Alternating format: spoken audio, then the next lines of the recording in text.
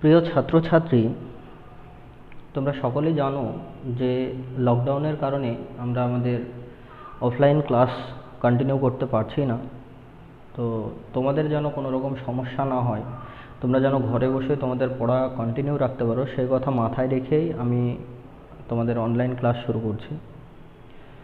একটা কথা তোমরা মাথায় রাখবে যে এই লকডাউনের যে সিচুয়েশান বা এই যে করোনা পরিস্থিতি, এটা কিন্তু চলতেই থাকবে, ঠিক আছে? তো তাই বলে আমরা ঘরে বসে থাকবো, পড়াশোনা করবো না, স্রোতে গা ভাসিয়ে দিয়ে চলবো, এরকম করে যদি আমরা চলতে থাকি তাহলে কিন্তু আমাদের পড়াশোনা হবে না। আলটিমেটলি দেখবে যে 2 বছর পরে বুঝতে পারবে যে আমরা নিজেরাই নিজেকে ফাঁকি দিয়েছি।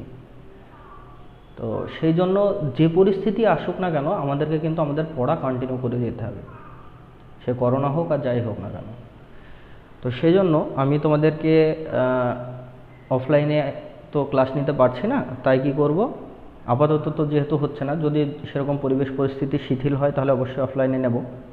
আপাতত কি করব, আমি তোমাদেরকে ইউটিউবে একটা করে ভিডিও, সপ্তাহে 2 দিন 2টো ভিডিও দেব। ইউটিউবের লিঙ্ক তৈরি করে সেখান থেকে আমি তোমাদেরকে গ্রুপে দিয়ে দেব। সেই ভিডিও তোমরা দেখবে ভালো করে, যে ক্লাসটা থাকবে সেটা ভালো করে দেখবে, দেখে সেগুলোকে তোমরা বাড়িতে প্র্যাকটিস করবে। আর যদি তোমাদের কোথাও সমস্যা থাকে, সমস্যা হওয়া স্বাভাবিক, তো সেই কারণে সেই দিনই যে কোনো একটা সময় বের করে আধা ঘন্টা বা 1 ঘন্টা মতো টাইম আমরা ওই যেটা ভিডিওটা দিলাম তার উপরেই আর কি ডিসকাশন রাখবো।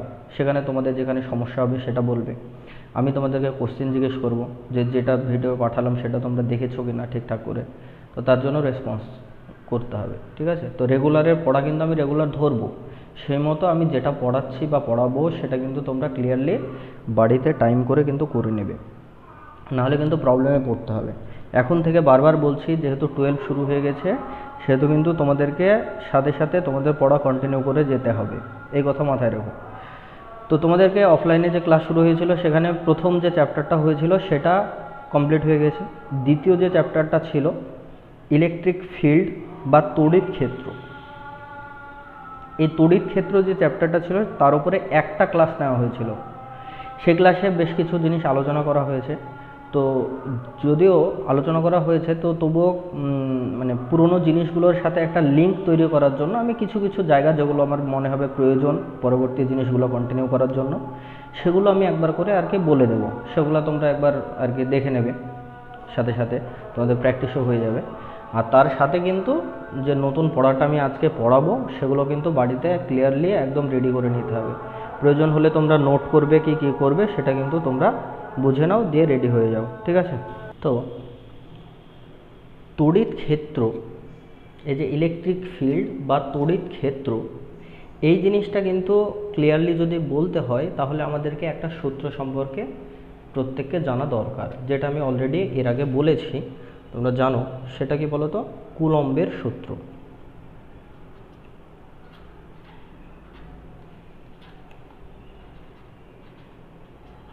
কুলম্বস ল বা কুলম্বের সূত্র। আচ্ছা, এই কুলম্বের সূত্র বলার আগে তোমাদেরকে বলি যে এই কুলম্বের সূত্রের কিছু লিমিটেশন আছে, মানে কোন ক্ষেত্রে ভ্যালিড সেটা কিন্তু আমাদেরকে জানতে হবে তার আগে। তো কুলম্বের সূত্র তখনই ভ্যালিড যখন দুটো বিন্দু আধানের কথা বলবো, যখন দুটো আধান নেব, সেই দুটো আধান যদি বিন্দু আধান হয় তাদের ক্ষেত্রেই কিন্তু কুলম্বের সূত্র প্রযোজ্য। এবং এই যে বিন্দু আধান দুটোর মধ্যে তো দূরত্ব কোনটা? এইটা, এইখান থেকে এই পর্যন্ত যে দূরত্ব সেটা হলো বিন্দু আধান দুটোর মধ্যে দূরত্ব। এই যে দূরত্বটা, সেটা এই বিন্দু আধানটা যেটা আছে তার যে ব্যাসার্ধ তাদের তুলনায় যদি বেশি হয়, মানে এটাকে যদি আমি ডিস্টেন্স বলি আর এদের ব্যাসার্ধকে যদি আমি মনে করো আর বলি, তাহলে যদি ডি মাচ গ্রেটার দ্যান আর হয় তবেই তার ক্ষেত্রে কিন্তু কুলম্বের সূত্রটা ভ্যালিড, এটা মাথায় রাখতে হবে। ওকে, এবার কুলম্বের সূত্রে আমরা আসি। কুলম্বের সূত্র কি ছিল? যে দুটি, মনে করো এখানে একটা আধান আছে, এখানে একটা আধান আছে, এই যে আধানটা এটাকে মনে করো Q1 পরিমাণ আধান আছে, এখানে মনে করো Q2 পরিমাণ আধান আছে। এই Q1 এবং Q2 যে আধান দুটো আছে তাদের কেন্দ্র দুটোর মধ্যে পারস্পরিক দূরত্ব আমরা মনে করো আর ধরে নিলাম। ক্লিয়ার? তাহলে আমরা কি বললাম যে দুটো বিন্দু আধান আছে, একটা Q1 আর একটা Q2, এবং আধান দুটোর মধ্যে যে দূরত্ব আছে সেটাকে আমরা R দিয়ে প্রকাশ করলাম। তাহলে কুলম্বের সূত্র বলছে যে এই দুটো আধানের দরুন আমরা কি জানি যে ধরো এখানে যদি আমি একটা প্লাস চার্জ রাখি, এখানে যদি একটা প্লাস চার্জ রাখি, তাহলে সব সময় আমরা জানি যে যখন দুটো সেম আধান হয়, বা এখানে যদি একটা মাইনাস চার্জ রাখলাম, একটা মাইনাস চার্জ রাখলাম, তাহলে দুটো যদি সবসময় সেম আধান হয় বা একই আধান হয় বা একই চার্জ হয়, তাহলে তারা পরস্পরকে কি করবে, বিকর্ষণ করবে। এ চাইবে একে এই দিকে ঠেলাতে, এ চাইবে একে এই দিকে ঠেলাতে, তার মানে এদের মধ্যে বিকর্ষণ হবে। সেমভাবে যখন দুটো মাইনাস আধান নিব তাদের মধ্যে বিকর্ষণ হবে। এবার যদি আমি এক কাজ করি, একটা প্লাস আধান নিলাম, একটা মাইনাস আধান নিলাম, তাহলে কি হবে দেখো, এই মাইনাসটা কি নেগেটিভ, মাইনাসটা প্লাসটাকে চাইবে ওর দিকে টানতে, আবার এই প্লাসটা আবার মাইনাসটাকে চাইবে এর দিকে নিয়ে আসতে। বুঝতে পারছো? তার মানে দুজন দুজনকে কিন্তু নিজেদের দিকে একে অপরের দিকে আকর্ষণ করবে। ওকে, তাহলে যখন দুটো বিপরীত আধান হবে তখন কি হবে, আকর্ষণ হবে, বাকি দুটো কেসে কি হবে, বিকর্ষণ হবে। এই কথাটা কিন্তু আমাদেরকে মাথায় রাখতে হবে।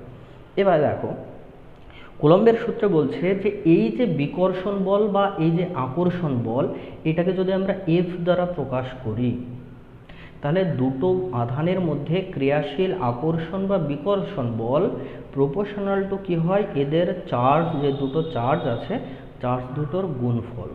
মানে হলো যে দুটো চার্জ আছে চার্জ দুটোর গুণফলের সাথে সমানুপাতিক হয়, যখন কি না আর কনস্ট্যান্ট বা ধ্রুবক থাকে। ওকে, আর কি হয়, এদের মধ্যে যে ক্রিয়াশীল বল F প্রপোর্শনাল টু হয় 1/r এর স্কোয়ার। মানে কি, এদের মধ্যে যে দূরত্ব থাকে দূরত্বের বর্গের ব্যস্তানুপাতিক হয়। তার মানে হলো যত তুমি এই আধান দুটোর মধ্যে দূরত্ব বাড়াবে তত কি হবে, ওদের মধ্যে আকর্ষণ বল কম হবে।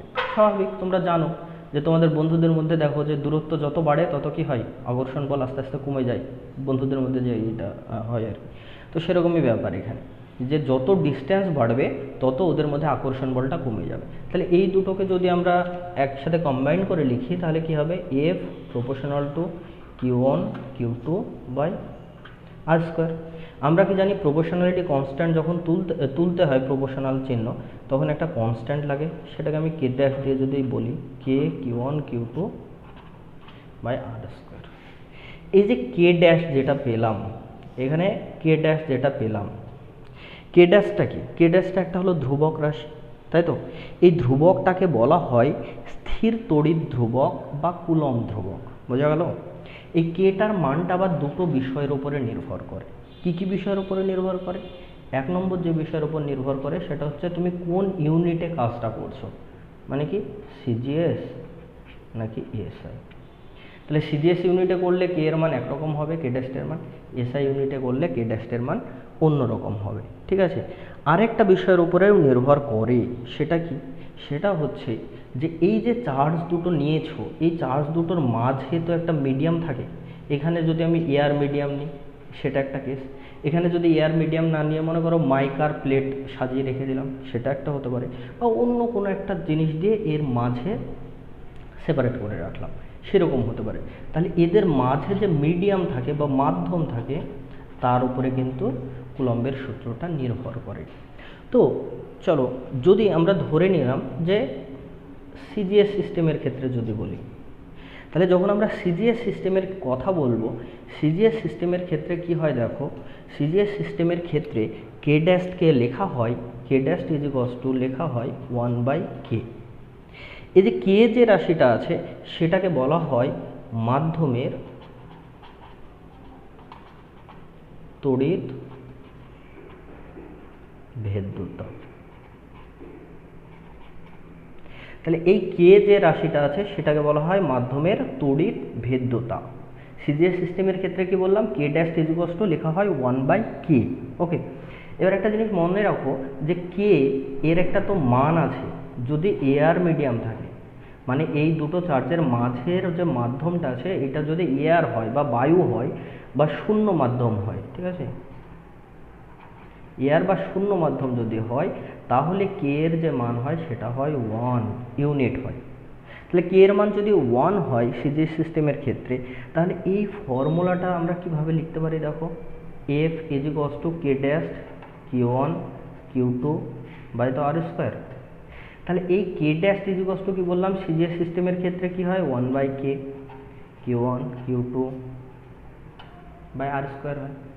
তাহলে এই কে যখন এই মাধ্যমটা মাঝের মিডিয়ামটা যদি এয়ার বা ভ্যাকুয়াম বা শূন্য মাধ্যম যদি হয়, তাহলে কে এর মান কত হবে, কে এর মান তখন 1 হবে।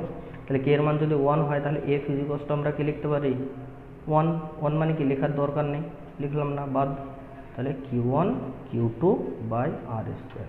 তাহলে সিজিএস সিস্টেমের ক্ষেত্রে যখন কুলম্বের সূত্রটা লিখবে তখন এইরকম একটা আকার ধারণ করে, এফ সমান Q1 Q2 by R square. এবার যদি এসআই সিস্টেমের ক্ষেত্রে বলি, যদি আমরা সেটাকে এসআই সিস্টেমের ক্ষেত্রে বলি তাহলে কীরকম আকার ধারণ করবে চলো আমরা সেটা দেখি। এসআই সিস্টেমের ক্ষেত্রে দেখো, যখন আমরা এসআই সিস্টেমের কথা বলবো, এসআই এককের ক্ষেত্রে কি হয়, এই যে কে ড্যাশ যে রাশিটা ছিল, কে ড্যাশের মান হয় 1/4πε0 বা 1/4πε। একটা বললাম এপসাইলন নট, একটা বললাম এপসাইলন। তার মানে হলো এখানে ধরো চার্জটা আছে, আর একটা চার্জ এখানে আছে, এদের দুজনের মধ্যে ডিস্টেন্স আর, এটা Q1 চার্জ, এটা Q2 চার্জ। তাহলে যদি এই দুটো চার্জের মাঝের যে মাধ্যমটা আছে, মাধ্যমটা যদি এয়ার বা ভ্যাকুয়াম বা শূন্য মাধ্যম হয়, তখন এই কে ড্যাশের যে মানটা সেটা হবে 1/4πε0। এবার যদি এই মাঝের মাধ্যমটা বায়ু বা শূন্য মাধ্যম না হয়ে যদি অন্য কোনো মাধ্যম থাকে, তখন আবার কে ড্যাশের মান হয় 1/4πε। এই এপসাইলন নটটা হবে না আর কি, এপসাইলন। এই যে এপসাইলনটাকে বলা হয় মাধ্যমের তড়িৎ ভেদ্যতা। এটা হলো তড়িৎ ভেদ্যতা। এটা যদি এপসাইলন নট থাকে তাহলে শূন্য মাধ্যমের তড়িৎ ভেদ্যতা, আর যদি শুধু এপসাইলন থাকে তাহলে কি হবে, সেটা সেই মাধ্যমের তড়িৎ ভেদ্যতা হবে। ওকে, তাহলে এসআই সিস্টেমের ক্ষেত্রে যদি আমি সূত্রটাকে লিখতে চাই তাহলে এফ ইজিকস টু আমরা কি লিখবো, কে ড্যাশের মান কি বললাম 1/4πε0 Q1 Q2 বাই আর এর স্কোয়ার। এটা কোন ইসের ক্ষেত্রে, এসআই সিস্টেম এবং এয়ার মিডিয়াম, এয়ার বা ভ্যাকুয়ামের ক্ষেত্রে। ওকে, শূন্য মাধ্যম বা বায়ু মাধ্যমে এসআই সিস্টেমের ক্ষেত্রে এইভাবে কিন্তু লেখা হয়। তো এখান থেকে যদি তোমাকে বলি এপসাইলনের ইউনিট বের করো, তাহলে কি করবে, এপসাইলন নট ইজিকস টু কি লিখবে, F R square by Q1 Q2। 4 pi তো কোনো ইউনিট নেই, তুমি লিখলেও লিখতে পারো, না লিখলেও না লিখতে পারো। তাহলে এপসাইলন নটের ইউনিট কি হবে, ফোর্সের একক কি, এসআই সিস্টেমে ফোর্সের একক কি হবে বলো, আচ্ছা সরি, তোমাকে যদি বলি এপসাইলনের একক বের করো এখান থেকে, তাহলে এপসাইলন নটের এককটা কীরকম হবে দেখো, Q1 Q2 বাই 4 পাই আছে, এফ আর স্কোয়ারটা নিচে চলে আসবে। তাহলে Q1 Q2 কি কুলম্ব স্কোয়ার, ফোর্সের একক কি নিউটন ইনভার্স, আর এর কি distance metre to the power -2। এটা হয়ে যাবে এপসাইলন নটের ইউনিট।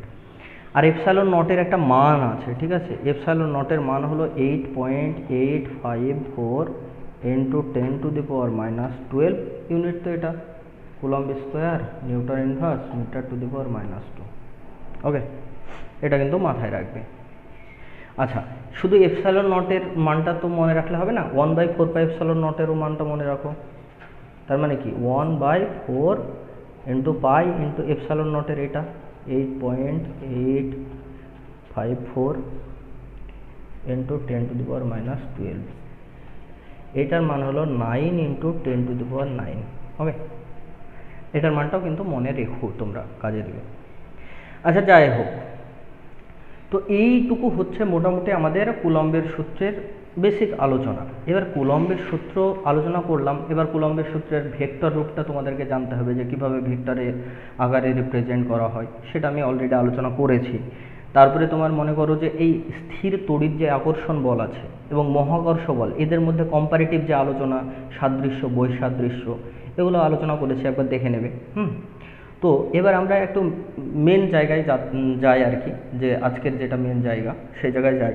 তো সেখানে বলি যে দেখো, আমি ওইখানে দুটো জিনিস সম্পর্কে একটা বললাম এপসাইলন, আর একটা কি বললাম এপসাইলন নট, তাই তো? একটা কি বললাম এপসাইলন, আর একটা কি বললাম এপসাইলন নট। এই এপসাইলন যেটা আছে সেটা কি বললাম, কোনো একটা মাধ্যমের তড়িৎ ভেদ্যতা, তাই না? যদি এই যে একটা চার্জ আছে, এখানে একটা চার্জ আছে, এর যে মাঝে যে মাধ্যমটা আছে, এই মাঝে যদি অন্য কোনো একটা মাধ্যম থাকে, সেই মাধ্যমের তড়িৎ ভেদ্যতাটাকে প্রকাশ করা হয় এপসাইলন দিয়ে। তাহলে এপসাইলনের একটা মান আছে, আর এপসাইলন নটটা কি, এই মাঝের মাধ্যমটা যদি শূন্য মাধ্যম হয়। তো এই এপসাইলন আর এপসাইলন নটের মধ্যে আবার একটা রিলেশন আছে, সেটা কি, k is equals to epsilon by epsilon naught. এপসাইলনটা কি, কোনো একটা মাধ্যমের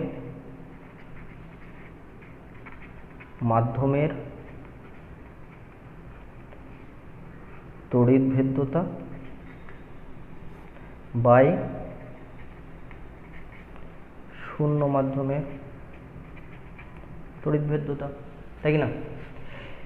তাহলে দেখো দুটোই কিন্তু তড়িৎ ভেদ্যতা, এপসাইলনটাও তড়িৎ ভেদ্যতা, এপসাইলন নটটাও তড়িৎ ভেদ্যতা। একটা কি নির্দিষ্ট মাধ্যমের ক্ষেত্রে, আর এটা শূন্য মাধ্যমের ক্ষেত্রে। তাহলে যেহেতু দুটোই তড়িৎ ভেদ্যতা, তার মানে দুজনের একক সেম। তাহলে কেটা কি হয়ে যাবে, কে এর কোনো নো ইউনিট, কে এর কোনো একক থাকবে না। তাহলে কেটা হবে কি, k is just a number. এটা কি হয়ে যাবে, যে শুধুমাত্র একটা নাম্বার হবে, এর একটা মান থাকবে। এই কে যে রাশিটা পেলাম এখান থেকে, এই কে রাশিটাকে বলা হয় আপেক্ষিক তড়িৎ ভেদ্যতা বা মাধ্যমের পরাবৈদ্যুতিক ধ্রুবক। এটা মনে রাখবে, এটা হলো আপেক্ষিক তড়িৎ ভেদ্যতা বা মাধ্যমের পরাবৈদ্যুতিক ধ্রুবক।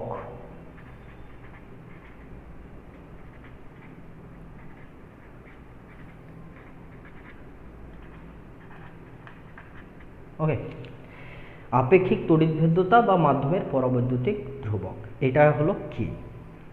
কে এর কি থাকে বললাম, জাস্ট একটা মান থাকে। তাহলে দেখো কোনো একটা মাধ্যমের ক্ষেত্রে এপসাইলনের, মনে করো এপসাইলনের একটা মান আছে, এপসাইলনের মান বললাম, ধরো মাইকার ক্ষেত্রে যদি বলি, অ্যাজ এক্সাম্পল মাইকার ক্ষেত্রে যদি বলি, এপসাইলনের মান হলো 5.4 ESU dyne inverse centimetre to the power minus. আর এপসাইলন নট, তার একটা মান থাকবে। এপসাইলন নটের মান কত, এপসাইলন নটের মান কত হবে,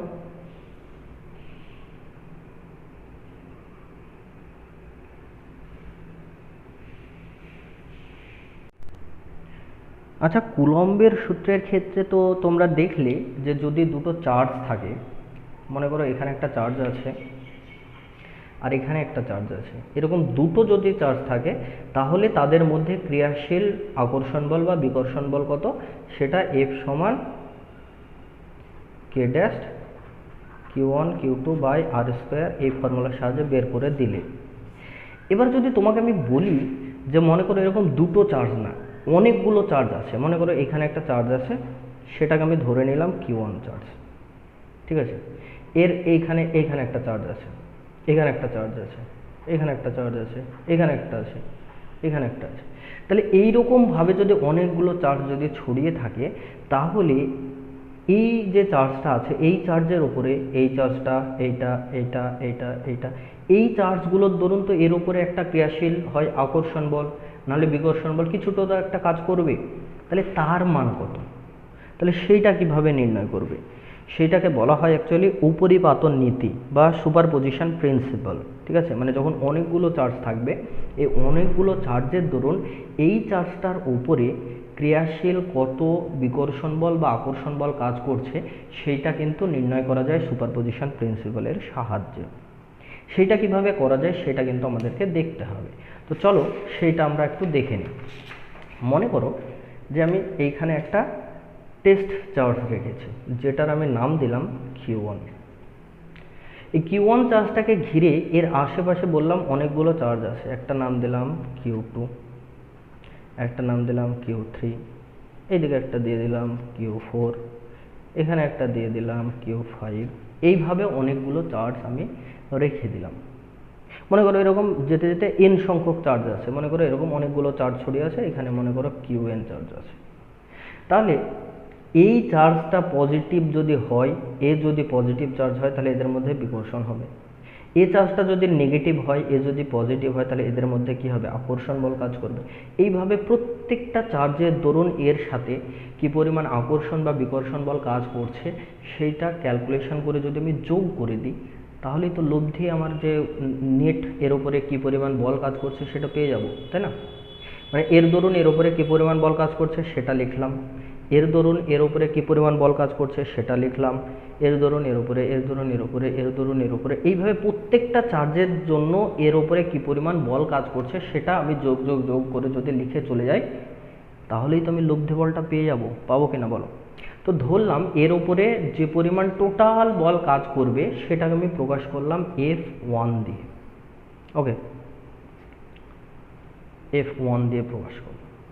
তাহলে F1 কি হবে বলো? এই 2 নম্বর চার্জের জন্য এর উপরে ক্রিয়াশীল বল সেটা কিভাবে লেখা হয়? F(2)(1) প্লাস 3 নম্বরের জন্য F(3)(1), F(4)(1। এইভাবে যেতে যেতে যেতে যেতে যেতে কি হবে? n নম্বর যে চার্জটা আছে তার দরুন ক্রিয়াশীল বল F(n)(1). এটাই তো হবে, এই যে টোটাল যে ভ্যালুটা সেটাই তো হবে এর উপরে কত বল কাজ করছে প্রত্যেকটা চার্জের জন্য, তাই কি না? আচ্ছা, এই F(2)(1) যেটা আছে সেটা কি বললাম? 2 নম্বর চার্জের দরুন 1 নম্বর চার্জের উপরে কি পরিমাণ বল কাজ করছে। F(3)(1)টা কি বললাম? যে 3 নম্বর চার্জের দরুন 1 নম্বর চার্জের উপরে কি পরিমাণ বল কাজ করছে। বোঝা গেল? তাহলে এইটাকে যদি আমি ম্যাথামেটিক্যালি লিখতে চাই তাহলে কিভাবে লিখবো? মনে করো F(2)(1)টা আমি লিখছি, তাহলে F(2)(1) কি হবে? যদি SI সিস্টেমে লিখি 1/4πε0, মনে করো শূন্য মাধ্যমে আছে, তাহলে F(2)(1) 1/4πε0। তাহলে চার্জ দুটোর মান কত? Q1 Q2 বাই তাদের মধ্যে দূরত্ব, তাদের মধ্যে যেটা দূরত্ব হবে সেটাকে যদি ভেক্টর আকারে লিখতে যাই তাহলে কি হবে? R(2)(1), তার কি হয়? স্কোয়ার হয়। আর ভেক্টর ফর্মের ক্ষেত্রে কি বলেছি? R(2)(1) তার ক্যাপ একটা ইউনিট ভেক্টর দিতে হয় সেই দিক বরাবর, ঠিক কিনা? তোমরা যদি মনে করো এই ইউনিট ভেক্টরটা আমরা জানি যে এই ইউনিট ভেক্টর যদি কথা বলি তাহলে কি হবে? R(2)(1) ভেক্টর বাই R(2)(1) এর মড, সেটাই তো ইউনিট ভেক্টর, ঠিক কিনা? বুঝতে পারছো? তাহলে আমি ইউনিট ভেক্টরটাকে যদি চেঞ্জ করেও লিখতে চাই তাহলে আমি এইভাবে লিখতে পারি 1/4πε0 Q1 Q2 বাই R(2)(1) তার হোল কিউব দিয়ে দিলাম, কারণ কি এই মোডটা যদি এখানে আসে হোল কিউব হয়ে যাবে, আর R(2)(1) ভেক্টর। মানে এইটাকে কি করলাম? ইউনিট ভেক্টরটাকে ভেক্টরে পরিণত করলাম, সেই জন্য এই R(2)(1) একটা নিচে গুণ হয়ে গেল। বোঝা গেল? এটাই হলো F(2)(1). তাহলে F(3)(1) এর মান কি হবে? সেম একই জিনিস হবে, জাস্ট এখানে Q1 Q3 হবে আর এটা R(3)(1) হয়ে যাবে আর এটা R(3)(1) হবে। তাহলে সেরকমভাবে যদি করতে করতে আমি মনে করো আমি শুধুমাত্র n1টাকে বলছি কেমন হবে, তাহলে সেমই জিনিস হবে 1/4πε0 into Q1 Qn by R(n1) তার কি হোল কিউব R(n1) ভেক্টর। বোঝা গেল? তাহলে এরকমভাবে এই প্রত্যেকটা যে ভ্যালুগুলো পেলাম, এই যে ভ্যালুটা, এই যে ভ্যালুটা, এগুলো আমি এখানে যদি বসিয়ে দিই, এটাকে ধরো 1 নম্বর ইকুয়েশন দিয়ে রেখেছি, এই 1 নম্বর ইকুয়েশনে যদি এই প্রত্যেকটা ভ্যালু বসিয়ে দিই তাহলে কি পাবো? দেখো F1 যে বলটা সেটা ইকুয়াল কত? দেখো F(2)(1) এর মান কোনটা? এটা, তাহলে 1/4πε0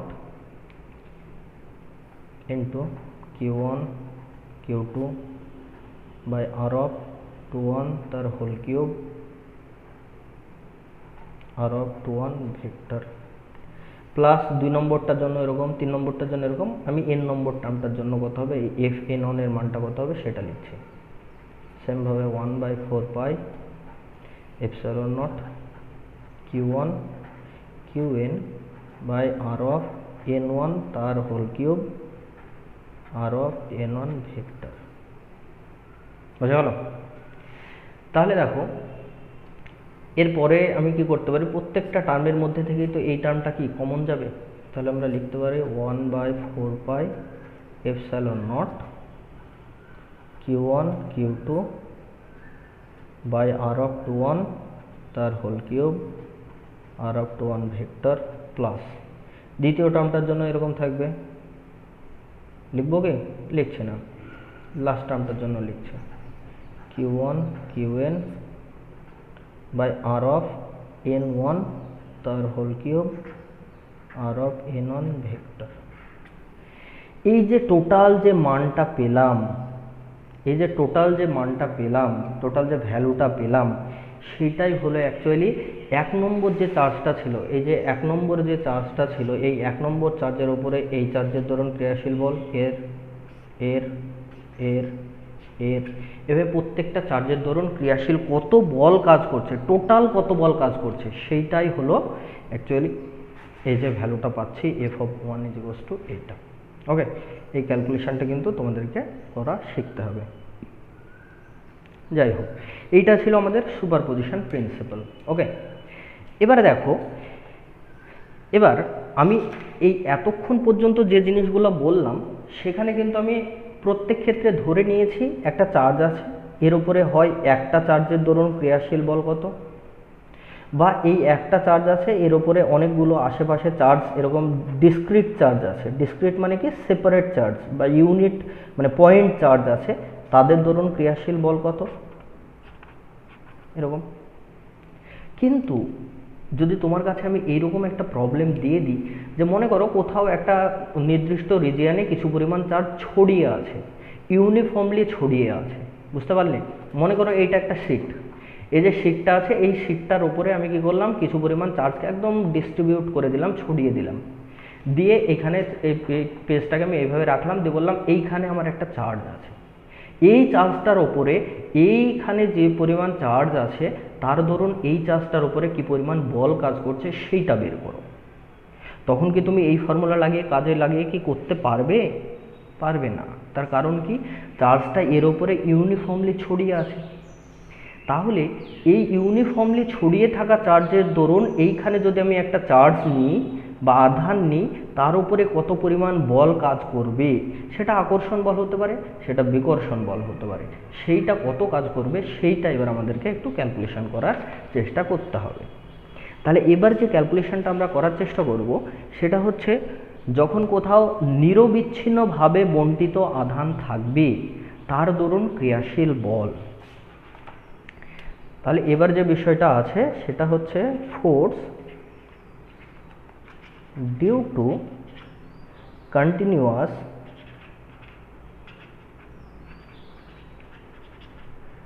ডিস্ট্রিবিউটেড চার্জ বা চার্জ ডিস্ট্রিবিউশন।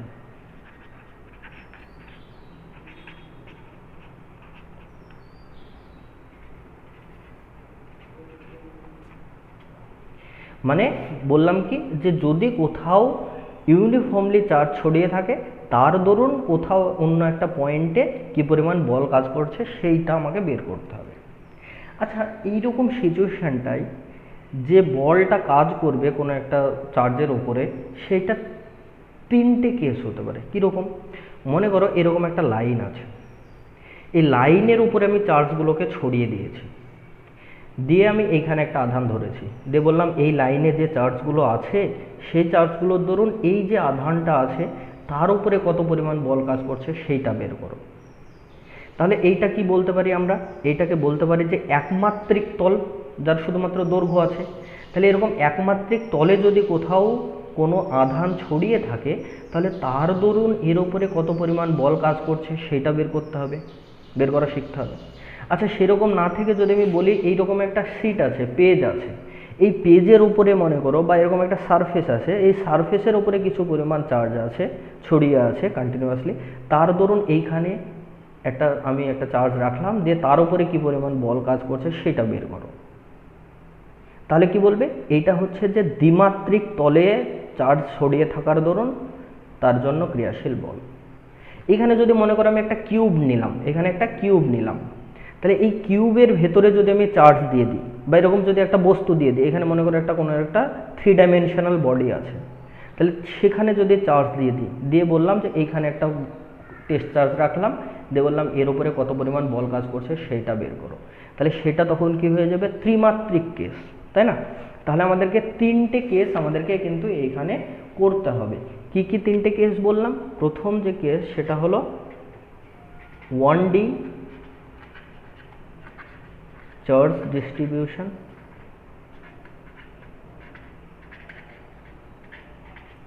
1D মানে কি, 1 ডাইমেনশনাল বা একমাত্রিক, কোথাও যদি চার্জ ছড়িয়ে থাকে।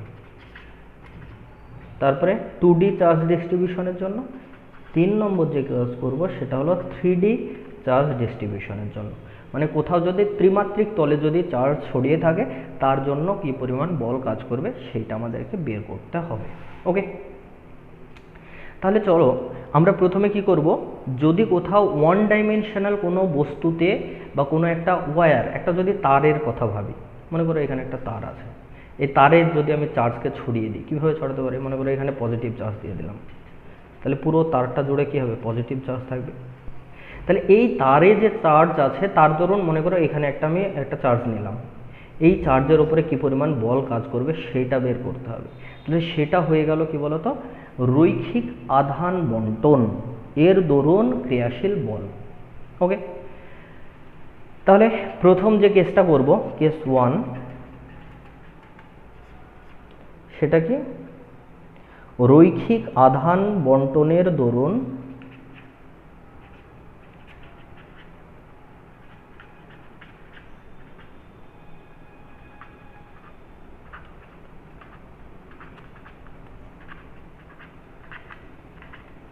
ক্রিয়াশীল বল।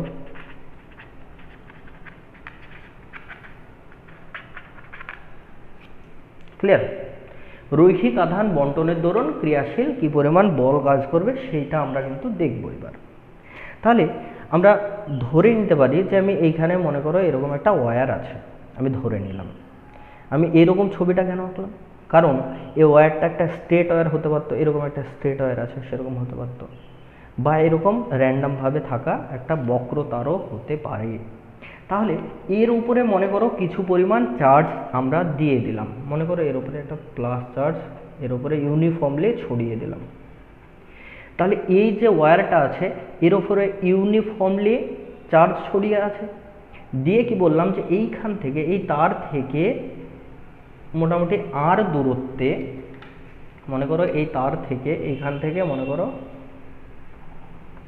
আর দূরত্বে একটা চার্জ আছে, যে চার্জটার নাম দিলাম আমি Q0। এই Q0 যে চার্জটা আছে তার উপরে এইখানে যে আধানগুলো ছড়িয়ে আছে তার দরুন ক্রিয়াশীল কি পরিমাণ বল কাজ করবে সেইটা বের করো। তাহলে সেইটাকে বের করতে গেলে এখানে যে এই যে পয়েন্টের মধ্যে যেটা ডিস্টেন্স সেটা আমি আর ভেক্টর ধরে নিলাম।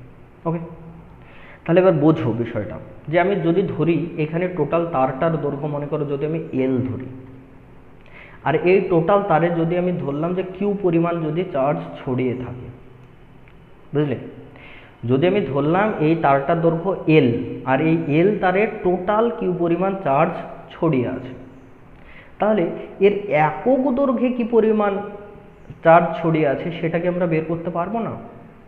অবশ্যই পারবো। সঙ্গে সঙ্গে তোমরা কি বলবে যে স্যার একক দৈর্ঘ্যে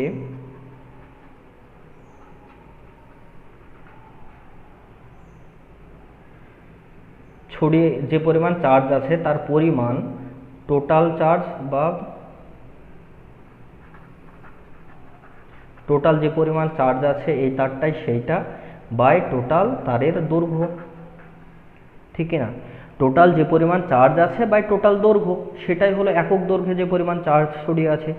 এই যে জিনিসটা বললাম যে একক দৈর্ঘ্যে যে পরিমাণ চার্জ ছড়িয়ে আছে সেটাকে ল্যামডা দ্বারা প্রকাশ করা হয়, ল্যামডা। ওকে, এই ল্যামডাটার একটা তোমার ফিজিক্যাল একটা টার্ম আছে যেটা হলো রৈখিক ঘনত্ব। বোঝা গেল? রৈখিক ঘনত্ব, সেটাকে ল্যামডা দ্বারা প্রকাশ করা হয়। তাহলে রৈখিক ঘনত্ব ল্যামডা পেলাম, তার মানে কি যে একক দৈর্ঘ্যে যে পরিমাণ আধান আছে সেটাই হলো তার রৈখিক ঘনত্ব। বোঝা গেল? এবার যদি আমি এক কাজ করি যে এই তারের এইখানে একটা ডিএল পরিমাণ, যদি আমি একটা তারের একটা অংশ আছে তাই যদি ভেবে নিই, মনে করো এখানে ডিএল পরিমাণ একটা অংশ আছে, তাহলে এই ডিএল অংশে কি পরিমাণ আধান আছে সেটা কি বের করতে পারবে না? অবশ্যই পারবে। তাহলে ডিএল অংশে আধান সমান কি হবে? সমান হবে এই যে রৈখিক ঘনত্ব যেটা আছে সেটা কি একক দৈর্ঘ্যে আধান ইন্টু তার সাথে ডিএল গুণ করে দাও। তাহলে ল্যামডা ইন্টু ডিএল হলো ডিএল অংশে কি পরিমাণ আধান আছে সেইটা। ঠিক আছে? তাহলে ডিএল অংশে যে আধানটা আছে সেটাকে প্রকাশ করা হয় অ্যাকচুয়ালি ডিকিউ দ্বারা। তাহলে ডিকিউ ইজ ইকুয়ালস টু কি লিখতে পারি? Lambda into DL. বোঝা গেল? এবার দেখো, আমি যদি বলি যে এই টোটাল তারটার দরুন এইখানে কি পরিমাণ বল কাজ করছে সেইটা না বলে আমি বললাম প্রথমে যে এই ক্ষুদ্র তারের দরুন এইখানে কি পরিমাণ বল কাজ করছে সেইটা আমি আগে বের করে নেব। তাহলে সেইটাকে যদি বের করতে হয় তাহলে আমাকে কি করতে হবে যে ক্ষুদ্র ওইটুকুর জন্য ক্রিয়াশীল বল আমি ক্ষুদ্র ধরে নিলাম, সে কারণে আমি ডিএফ দিয়ে প্রকাশ করলাম, ডিএফ। তাহলে ডিএফ ইজ ইকুয়ালস টু কত হবে, তাই না?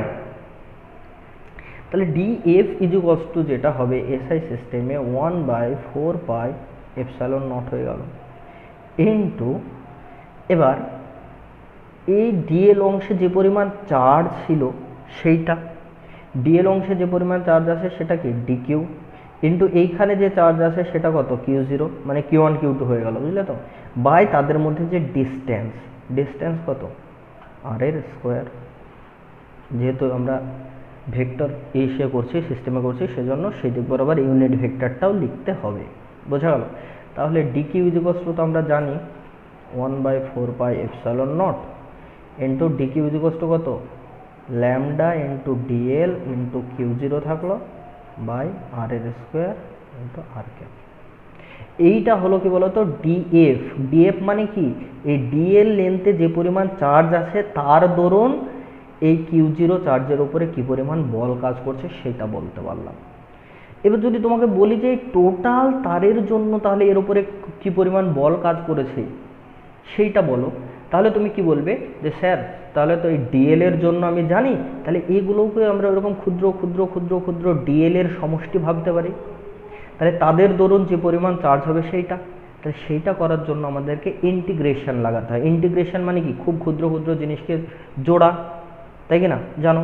তাহলে টোটাল এল লেন্থের জন্য যে পরিমাণ বল কাজ করবে সেটাকে যদি এফ দ্বারা বলি সেটা হবে 1/4 pi epsilon naught integration of, ইন্টিগ্রেশনের সাইন এটা, lambda into dl into Q0 by R square into R cap.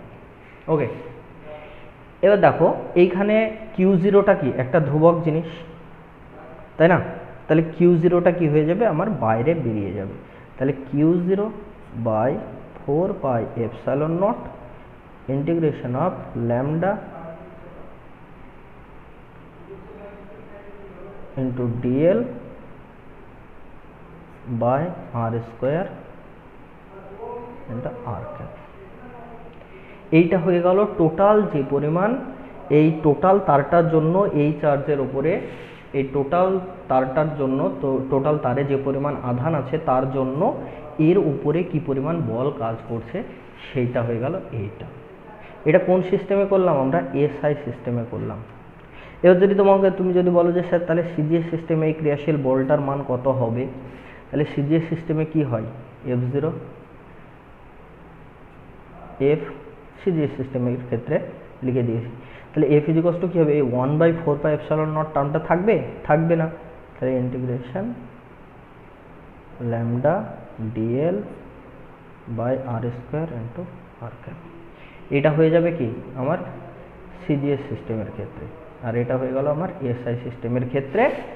এই চার্জ ডিস্ট্রিবিউশনের জন্য এইরকম একটা টেস্ট চার্জের উপরে কি পরিমাণ বল কাজ করছে তার মান, বোঝা গেল? তাহলে এইরকমভাবে আমাদেরকে একটা ক্ষেত্রফলের উপরে যদি কিছু পরিমাণ চার্জ থাকে তার দরুন কি পরিমাণ বল কাজ করছে সেটা দেখতে হবে, তাই না? এবার যদি চার্জটা মনে করো যদি কোনো একটা নির্দিষ্ট 2 ডাইমেনশনাল কোনো বডির উপরে যদি ছড়িয়ে থাকে, তাহলে সেক্ষেত্রে আমরা ক্রিয়াশীল বলটা কিভাবে ক্যালকুলেশন করব, চলো ওইটা দেখে নিই। তাহলে এবার যেটা দেখব সেটা হচ্ছে কোনো একটা ক্ষেত্রফলে যদি আধানটা বণ্টিত থাকে,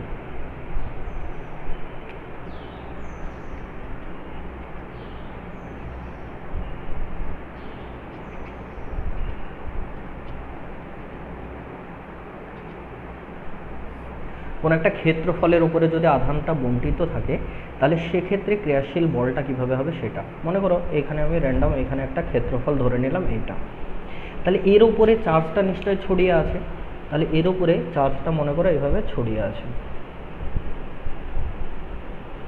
আমি যে এখানে প্লাস আধান দিচ্ছি বলে তোমাদেরকে প্লাসই ধরতে হবে সেরকমটা কিন্তু নয়।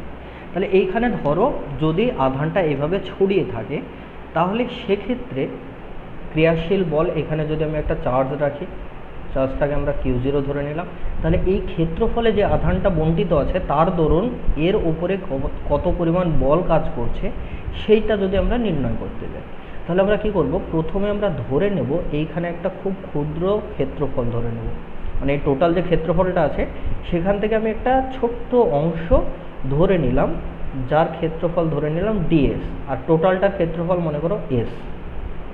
তাহলে এই ds ক্ষেত্রফল থেকে এই যে আধানটা আছে Q0 যে আধানটা আছে তার যে ডিস্টেন্স যে ভেক্টরটা সেটা মনে করো, এটা মনে করো r ভেক্টর দিয়ে প্রকাশ করলাম।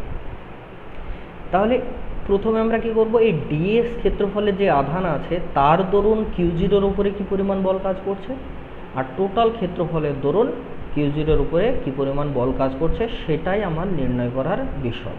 ওকে, তাহলে আমি যদি ভাবি যে এই টোটাল ক্ষেত্রফল মনে করো টোটাল ক্ষেত্রফল S, আর এই S ক্ষেত্রফলে টোটাল যে পরিমাণ চার্জ আছে সেটা মনে করো Q, তাহলে এই ক্ষেত্রফলের প্রতি একক ক্ষেত্রফলে কি পরিমাণ চার্জ আছে সেটাকে বলা হয় sigma.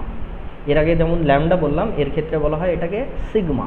Sigma is equal two কি, টোটাল যা আধান আছে বাই টোটাল ক্ষেত্রফল, ঠিক না? তাহলে টোটাল আধান কত আছে Q বাই টোটাল ক্ষেত্রফল কত S, সেটাই হবে সিগমা। বোঝা গেল? এবার যদি তোমাকে বলি যে এই ds যে ক্ষেত্রফল আছে সেখানে কতটুকু আধান আছে, ds ক্ষেত্রফলে যে আধান আছে সেটা যদি বলি সেটা হচ্ছে ds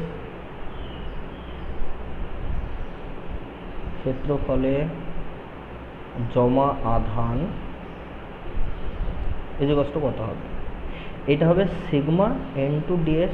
সিগমাটা কি, সেটা হলো একক ক্ষেত্রফলে যে পরিমাণ আধান আছে ইনটু যদি ds ক্ষেত্রফল দিয়ে গুণ করে দিই, তার মানে ds ক্ষেত্রফলে যে পরিমাণ আধান আছে সেটাই হলো সিগমা ইনটু ds। সেটাকে প্রকাশ করা হয় dq দ্বারা, dq ইজ ইকুয়াল টু কি হয় সিগমা ইনটু ds। ওকে, তাহলে dq is equal two sigma into ds আমরা পেলাম। এবার এই যে ds এর যে আধানটা আছে তার জন্য এই Q0 আধানের উপরে ক্রিয়াশীল যে বল সেটা আমরা ধরলাম যেহেতু খুব ক্ষুদ্র ক্ষেত্রফল, তার জন্য ক্রিয়াশীল বলকে আমরা df দ্বারা প্রকাশ করলাম। তাহলে df ইজ ইকুয়াল টু কত হবে 1/4πε0 ইন্টু Q0 ইন্টু এইখানে ds ক্ষেত্রফলে যে আধান আছে সেটা কত dq বাই তাদের মধ্যে দূরত্ব কত r²।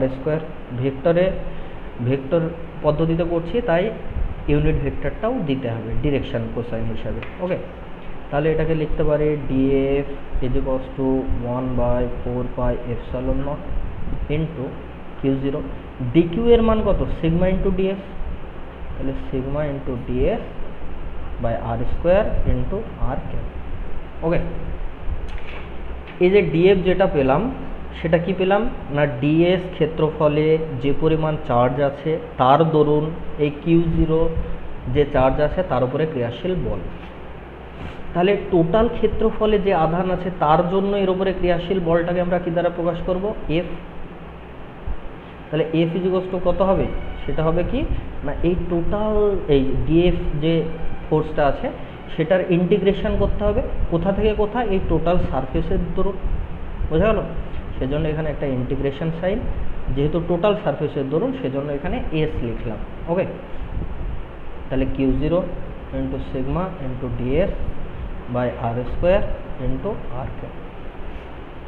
Q0 যেহেতু কি একটা ফিক্সড, তাই বাইরে বেরিয়ে আসলো 4 pi epsilon naught integration of sigma into ds by R square into আর কে। দেখো জাস্ট আগেরটার মতোই ক্যালকুলেশন। তাহলে এটাই হলো আমার এফ। এফটা কি না টোটাল এই Q0 এখানে টোটাল যে আধান আছে এই এস সারফেসে তার দরুন এর উপরে ক্রিয়াশীল বল, তার মান হলো এফ ইজিকস to Q0 by 4 pi epsilon naught sigma ds by R square r cap. এই যে জিনিসটা পেলাম সেটা হলো আমার কোন সিস্টেমে, এসআই সিস্টেমে। তুমি যদি বলো স্যার সিজিএস সিস্টেমে কত হবে, তাহলে সিজিএস সিস্টেমে তোমরাই বলো এফ ইজিকস টু কত হবে, Q0 1 বাই 4 পাই এপসাইলন নটের মান কত হয়ে যাবে, 1 হয়ে যাবে, S sigma into ds by R square into R cap. এটা হয়ে গেল কি আমার সিজিএস সিস্টেমে, এটা হয়ে গেল আমার এসআই সিস্টেমে। ওকে, এরকমভাবে আমরা 3 ডাইমেনশনাল যদি কোথাও কোনো ক্ষেত্রফলে যদি কোনো চার্জ ছড়িয়ে থাকে তাহলে তার ক্ষেত্রে কত হয় সেটাও কিন্তু আমরা ইজিলি ক্যালকুলেশন করতে পারি। এটা কিন্তু তোমরা নিজেরাই করবে, তবুও আমি জাস্ট সংক্ষেপে একটু হালকা করে বলে দিচ্ছি তোমাদেরকে। মনে করো এখানে একটা 3 ডাইমেনশনাল বডি আছে। ওকে, এটা মনে করো একটা 3 ডাইমেনশনাল বডি। 3 ডাইমেনশনাল বডি কাদেরকে বলা হয়, যাদের দৈর্ঘ্য প্রস্থ এবং উচ্চতা তিনটেই থাকে। এখানে দেখে 2 ডাইমেনশনাল মনে হচ্ছে, কিন্তু এটা মনে করো একটা 3 ডাইমেনশনাল কোনো বডি। তাহলে এই 3 ডাইমেনশনাল বডির ভেতরে আমরা কি করব, প্রথমে খুব ক্ষুদ্র একটা আয়তন কল্পনা করে নেব। তাহলে খুব ক্ষুদ্র একটা আয়তন মনে করো এইটা, এর আয়তন ধরে নিলাম আমি ডিভি, আর টোটালটার আয়তন কত ধরো ভি। এইখান থেকে এইখানে মনে করো একটা চার্জ রাখলাম, যার চার্জের মান কত Q0। তাহলে দেখো এই ডিভি যে ক্ষেত্রফল আছে সেখান থেকে মানে আয়তন আছে সেখান থেকে এই চার্জটার যে দূরত্বর যে ভেক্টর সেটাকে আর দ্বারা প্রকাশ করা হয়। তাহলে ঠিক আগের মতো আগে যেমনভাবে ক্যালকুলেশন করলাম আগেরগুলোর ক্ষেত্রে সেরকমভাবে এখানেও হবে। সেটা কি না এই ডিভিতে যে পরিমাণ চার্জ আছে তার দরুন এর উপরে ক্রিয়াশীল বল, আর এই টোটাল ভলিউমের জন্য এর উপরে ক্রিয়াশীল বল কত সেটাই বের করব। তাহলে একটা জিনিস ভাবো যে এই টোটাল যে আয়তন আছে সেখানে যে পরিমাণ চার্জ আছে সেটাকে আমরা Q0 ধরে নিলাম। কত আয়তনে আছে, ভি আয়তনে। তাহলে এর চার্জ ডেনসিটি সেটাকে প্রকাশ করা হয় রো দ্বারা। রোটা কি না চার্জ ডেনসিটি।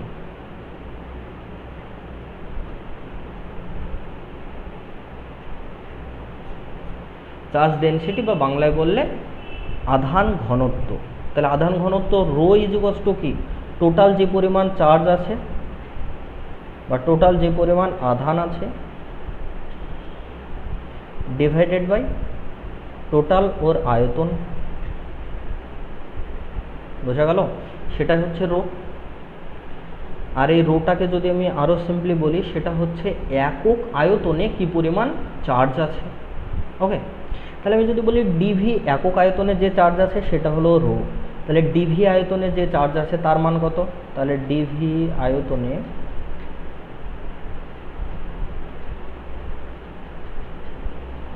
চার্জ আমরা ডিকিউ দ্বারা প্রকাশ করব, কারণ কি খুব ক্ষুদ্র আয়তনে যে পরিমাণ চার্জ থাকে সেটাকে ডিকিউ দ্বারা প্রকাশ করতে হয়। সেটা কত হবে, রো ইন্টু ডিভি। বোঝা গেল? এবারে দেখো তাহলে আমরা কি করব যে এইখানে যে ডিকিউ চার্জ আছে তার দরুন এর উপরে ক্রিয়াশীল বল কত তাই বের করব। তাহলে ক্রিয়াশীল বল আমরা ধরে নিলাম DF 1/4 pi epsilon not Q0 into এই চার্জ ডিকিউ বাই তাদের মধ্যে দূরত্ব আর square r cap unit vector. এইটা হয়ে গেল আমার এইখানে যে পরিমাণ চার্জ আছে তার দরুন ক্রিয়াশীল বল। তাহলে টোটালে যে পরিমাণ চার্জ আছে তার দরুন ক্রিয়াশীল বল করতে হলে কী করতে হবে, আমাকে ইন্টিগ্রেশন করতে হবে। ইন্টিগ্রেশন করলে কত পাবো, ডিএফ এর ইন্টিগ্রেশন করলে এফ পাবো, 1/4πε0 থেকে গেল integration of Q0 dq by R square into R cap. এই ইন্টিগ্রেশনটা কোথা থেকে কোথা, টোটাল ভলিউমের উপরে ইন্টিগ্রেশনটা হবে, সেজন্য ভি। তাহলে কি হলো, Q0টা তো কনস্ট্যান্ট, বাইরে বের করে দিলাম 4πε0 volume integration of dq. Dq মানে কি দেখো, রো ইন্টু ডিভি। তাহলে এটা কত হলো, rho into dV by R square into R cap. এটা হলো ক্রিয়াশীল টোটাল বল কার দরুন না, এই যে ভি ভলিউম আছে, এই ভি ভলিউমে যে চার্জ আছে তার দরুন ক্রিয়াশীল বল, সেটা হলো এফ। এটা হচ্ছে আমাদেরকে বের করতে হবে। ওকে, তাহলে এই তিনটে ক্যালকুলেশন আমি করে দিলাম। এই তিনটে ক্যালকুলেশন পর্যন্ত তোমরা ভালো করে করবে এবং এই রিলেটেড দেখবে এরপরে কিছু প্রবলেম সেট করে দেওয়া আছে, সেগুলোকে তোমরা ভালো করে সমাধান করার চেষ্টা করবে। কোথাও সমস্যা হলে বলবে।